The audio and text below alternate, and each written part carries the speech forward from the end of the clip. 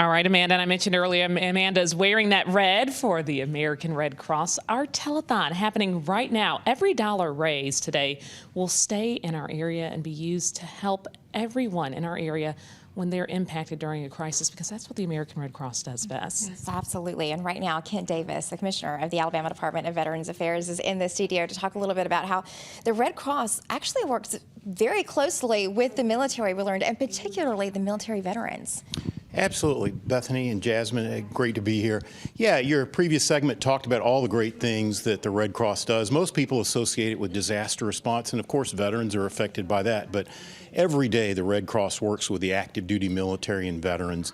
I've personally benefited from that. They do the emergency messaging when there's a family crisis, to reach out to active duty members to notify them and get the command involved in that. In Veterans Affairs, they contribute to our state veterans homes. They assist veterans with applying for disability compensation and many other efforts that they do for both the active duty military and veterans in the great state of Alabama.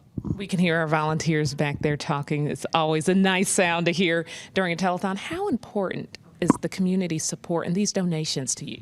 Oh, we could not function without the great work of those public-private sector partnerships, especially organizations like the Red Cross. We simply couldn't do our job. And oftentimes those are community-based solutions in helping veterans. Most veterans are doing great, but when we have a veteran who needs a little bit of a hand up, it's great to have partnerships with the Red Cross to do that outreach. We've talked about what a huge military community this is, and the huge number of veterans that are still living right here in this community. How can they connect, not just with the VA, but how do they connect, and how does the VA and the Red Cross partner to make sure that those resources and the people who need them get connected? Well, you're absolutely right. It's a big part of our state. It's part of our heritage, our economy, our national security, from Redstone Arsenal to Maxwell Air Force Base to Fort Novacell, and there are about 400,000 veterans in our state. They're active members of the community. They're civically involved. I would say, first of all, be sure to thank a veteran for their service. I mean, all the liberties and the well-being that we enjoy was born on the backs of those veterans. But you can do some outreach. You can help veterans. You can volunteer in our state veterans homes, for instance. These are homes for disabled and elderly veterans, and some of them are older and don't even have any family. And to have contributions from the Red Cross is just great. Again, we could not do that function without the contributions of the Red Cross.